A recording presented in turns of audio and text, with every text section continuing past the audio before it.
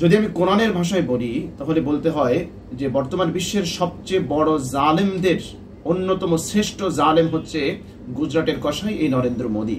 মহাগ্রন্থ আল কোরআনুল কারীমের মধ্যে আল্লাহ সুবহানাহু ওয়া তাআলা জানিয়ে দিচ্ছেন, ওয়ামান আযলামু মিম্মান মানাআ মাসাজিদাল্লাহি আন ইউযকারা ফিহা ইসমুহু ওয়া সাআ ফি খারাবিহা। আল্লাহ বলেন, ওই ব্যক্তির চেয়ে বড় জালেম আর কে হতে পারে? ওই ব্যক্তির চেয়ে বড় অত্যাচারী, স্বৈরাচারী, ফ্যাসিস্ট আর কে হতে পারে যে আল্লাহর ঘর মসজিদে আল্লাহর নাম স্মরণ করতে বাধা দেয় এবং আল্লাহর ঘর ধ্বংস করে? এই ব্যক্তির চেয়ে বড় জালেম পৃথিবীতে আর কেউ হতে পারে না। মহাগ্রন্থ আল কোরআনুল কারীমের ভাষায় বর্তমান ভারতের প্রধানমন্ত্রী গুজরাটের কসাই নরেন্দ্র মোদী এই জালেমের চূড়ান্ত পর্যায়ে পৌঁছে গিয়েছে। পৃথিবীর একমাত্র অভিশপ্ত দেশ হচ্ছে ভারত, যেখানে রাষ্ট্রীয় তত্ত্বাবধানে ধর্মীয় উপাসনালয়গুলোকে যেখানে ধ্বংস করা হয়। ভারতে মুসলমান নির্যাতনের ইতিহাস অনেক দীর্ঘ। এটা নতুন কোনো ইতিহাস নয়, এটা আজকে বা কালকে শুরু হয়েছে, বিষয়টা এরকম নয়।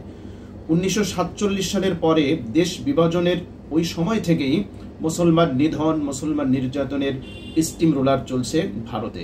সুতরাং এক কথায় বলা যায় যে ভারতের সংখ্যালঘু, বিশেষ করে মুসলিম নির্যাতনের একটা প্রজনন কেন্দ্রে পরিণত হয়েছে এই ভারত। যদি আমি কোরআনের ভাষায় বলি তাহলে বলতে হয় যে বর্তমান বিশ্বের সবচেয়ে বড় জালেমদের অন্যতম শ্রেষ্ঠ জালেম হচ্ছে গুজরাটের কসাই এই নরেন্দ্র মোদী।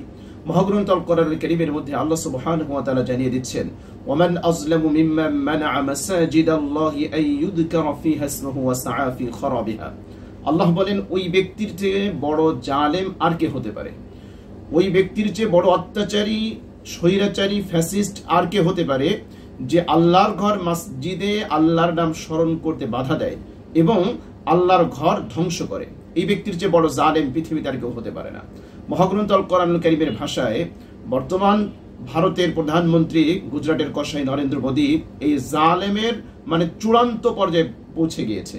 পৃথিবীর একমাত্র অভিশপ্ত দেশ হচ্ছে ভারত, যেখানে রাষ্ট্রীয় তত্ত্বাবধানে ধর্মীয় উপাসনালয়গুলোকে যেখানে ধ্বংস করা হয়।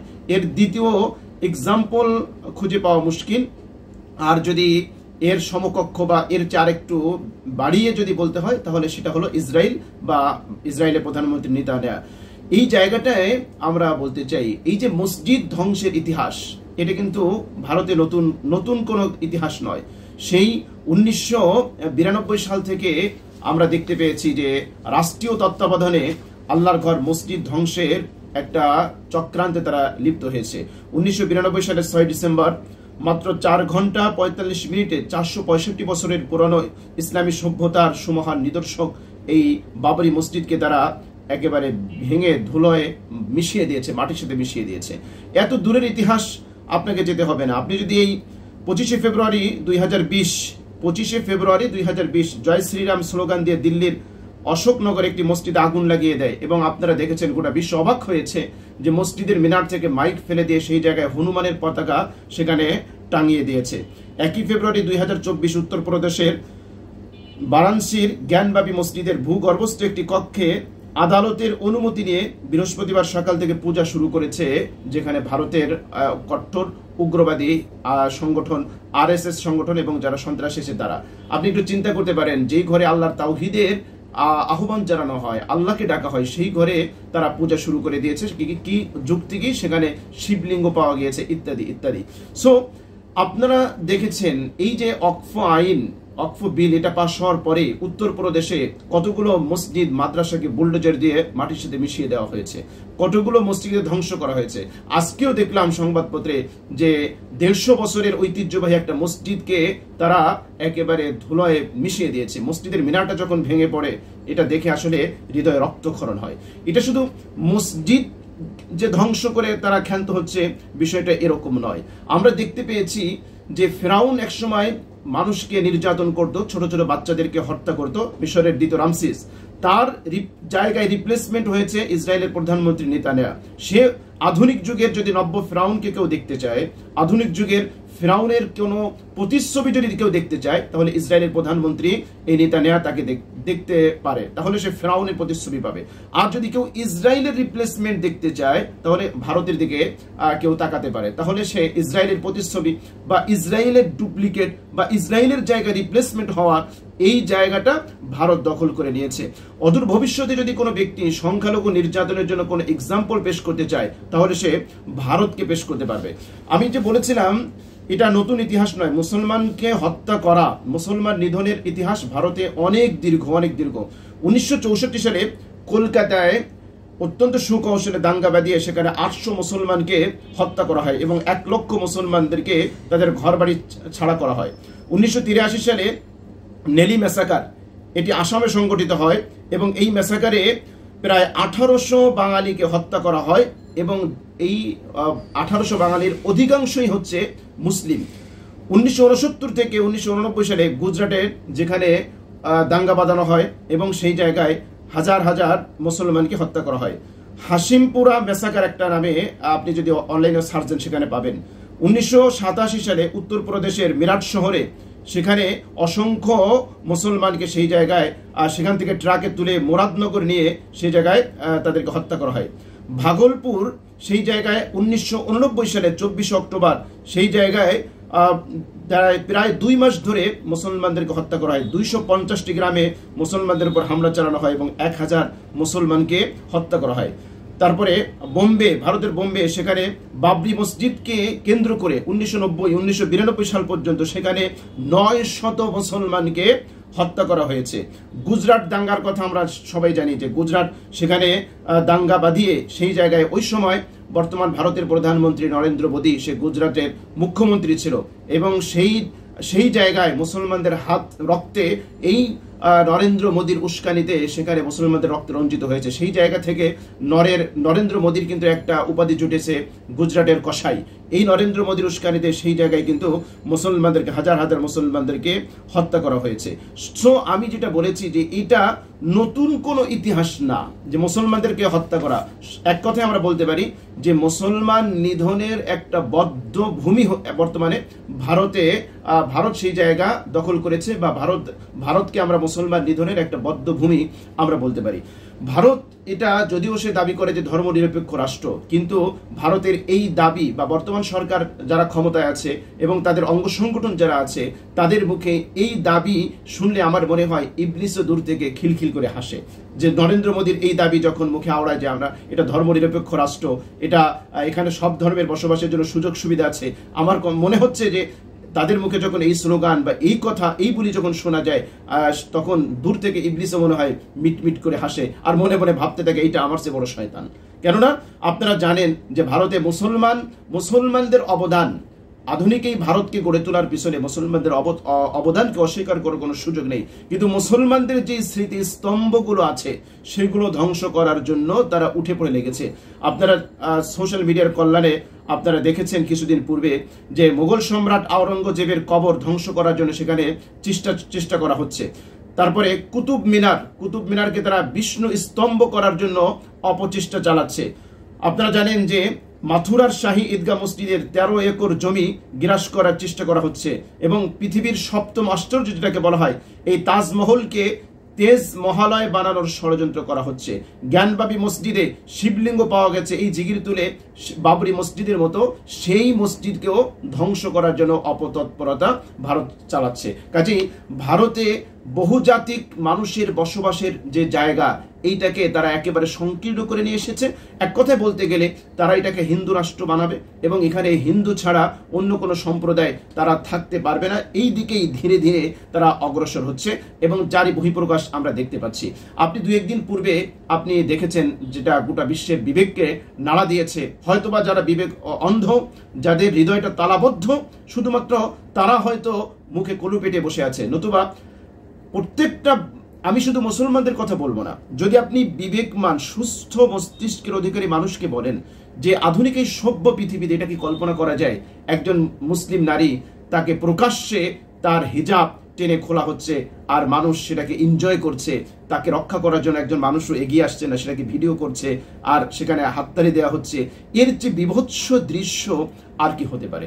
দেখুন, সত্যি অবাক লাগে যে অনেক মানুষ আছে আমাদের দেশেও যারা নারী অধিকার, নারী স্বাধীনতা, নারী কেন্দ্রিক তাদের কথাবার্তা, তাদের আন্দোলন হয়। কিন্তু যখন কোনো মুসলমান নির্যাতন হয় বা নির্যাতনের শিকার হয়, আমরা তথাকথিত ওই সকল নারীবাদীদেরকে আমরা মুখে কলু পেটে বসে থাকতে দেখি, আমরা তাদেরকে আওয়াজ তুলতে দেখি না। পোশাকের স্বাধীনতা যদি ভোগ করে তাহলে পৃথিবীর সবাই সমান অধিকার ভোগ করবে। আমরা যখন অশ্লীল পোশাকের বিরুদ্ধে বলি তখন আমাদেরকে উল্টা সিধা শোনায়, কিন্তু যখন মুসলিম কোন নারী, কোন তরুণী সে তার হিজাব পরার কারণে, বোরকা পরার কারণে হেনস্থার শিকার হয়, তখন কিন্তু আমরা তাদের কাছ থেকে ওই ধরনের কোনো প্রতিবাদ আমরা দেখতে পাই না। আমরা তাহলে বুঝতে পারি যে আসলে এই যে তথাকথিত নারীবাদী, তারপরে নারী স্বাধীনতার যে আন্দোলন, আসলে মূলত তারা নারীর অধিকার প্রতিষ্ঠা করার জন্য তারা এই আন্দোলন করে না। ইসলামোফোবিয়া, ইসলামী পোশাক, ইসলামী কৃষ্টি কালচার, তাহজিব তামাদ্দুন, এগুলোকে ধ্বংস করার জন্যই মূলত তাদের আন্দোলন। আপনি জানেন যে কিছুদিন পূর্বে আমরা ভারতের একটা ন্যাক্কারজনক ঘটনা আমরা দেখেছি যে ভারতে অনেক মুসলমানকে নির্যাতন করা হচ্ছে। পৃথিবীতে মনে হয় একমাত্র রাষ্ট্র ভারতই আছে, ইন্ডিয়াই আছে, যেখানে ধর্মীয়ভাবে এভাবে নির্যাতন করা হয়। এর দ্বিতীয় কোনো নজির, এক্সাম্পল খুঁজে পাওয়া যাবে না। আপনি জেনে অবাক হবেন যে ভারতের যারা হিন্দু, তারা গরুকে তারা গোমাতা হিসেবে তারা বিশ্বাস করে, তারা ধারণা করে, তাদের ধর্ম অনুযায়ী তারা বিশ্বাস করতেই পারে, ধারণ করতে পারে, সেখানে আমাদের কোনো আপত্তির জায়গাও নেই, কিছু নেই।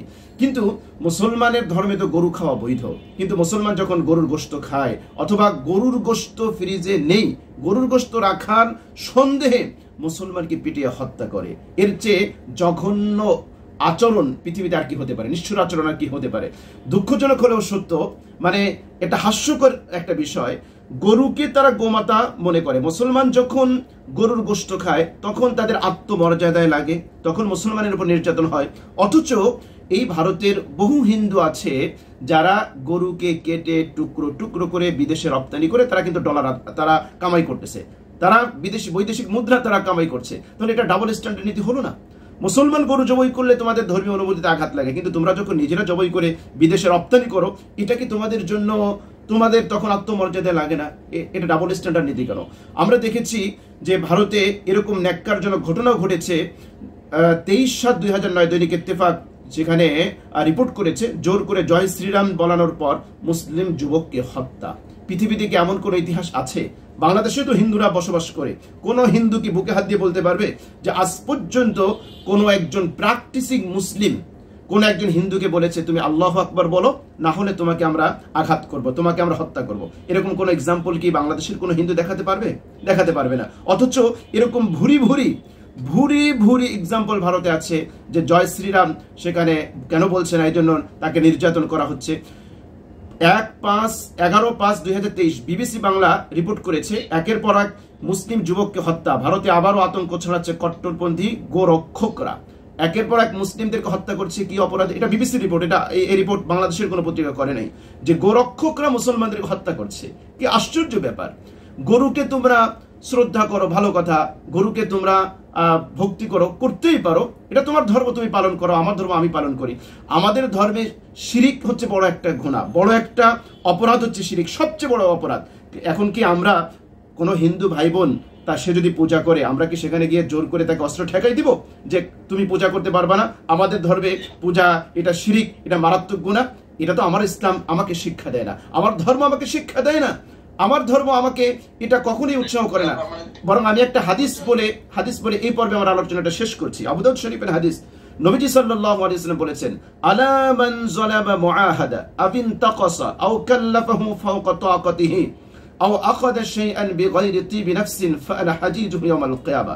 এটা সহিহ হাদিস, আবু দাউদ শরীফের হাদিস। নবীজি সাল্লাল্লাহু আলাইহি ওয়াসাল্লাম বলেছেন, হে আমার উম্মত, তোমরা ভালো করে শুনো, জেনে রেখো, যদি কোনো সংখ্যাগরিষ্ঠ মুসলিম রাষ্ট্রে সংখ্যালঘু যারা থাকবে, হোক হিন্দু, হোক বৌদ্ধ, হোক খ্রিস্টান, যে কেউ হোক না কেন, কোন সংখ্যাগরিষ্ঠ মুসলিম তারা যদি সংখ্যালঘু কোনো অমুসলিম নন মুসলিমের উপরে অত্যাচার করে, জুলুম করে, অথবা তাদের কোনো অধিকারকে খর্ব করে, অথবা তাদের সাধ্যের বাইরের কোনো কাজ তাদের উপর চাপিয়ে দেয়, অথবা তাদের কোনো সম্পদ তাদের সন্তুষ্টি ছাড়া ছিনিয়ে নেয়, নবীজি বলেছেন ফাআনা হাজিজুহু ইয়াউমাল কিয়ামা, কিয়ামতের দিবসে আমি সংখ্যালঘু ওই সম্প্রদায়ের পক্ষ হয়ে আল্লাহর আদালতে মামলা ঠুকে দেব। আল্লাহু আকবার! এমন সুন্দর বাণী, এমন চমৎকার বাণী ইসলাম ছাড়া পৃথিবীতে আপনি কোথায় পাবেন? সো যারা প্র্যাকটিসিং মুসলিম তারা তো কোরআন এবং সুন্নাহর এই বাণীতে তারা বিশ্বাসী, তারা এটারই প্র্যাকটিস করে।